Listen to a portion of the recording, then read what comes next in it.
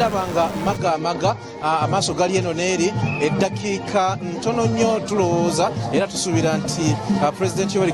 Museveni agenda kubanga atuuka wano era bw'otunuulira kakati embeera eriwo n'engeri security gyeterezaamu abantu ategeeza bannaffe aba SFC nga bali ne poliisi bwe bubonero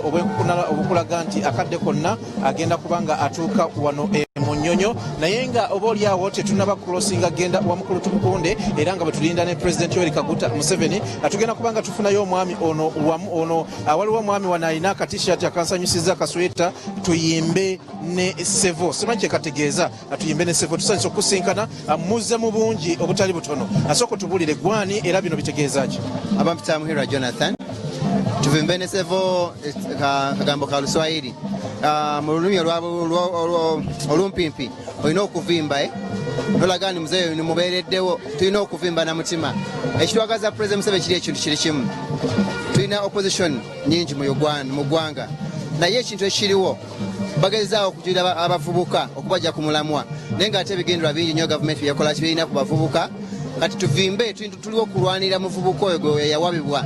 tumukobyawo mu NRM n'abalala tuwagire muzeeyo President Museveni so that 2021 ajja avaayo n'obululu nga 85%. Tuvimbe ne sevo tugenda kudda naawe President waba atuuse tuli butereevu leero olunaku lwonna tuluwaddeyo olwa kino ekigenda mu maaso akatusooke twegatte ate ku bannaffe batutegeezeza nti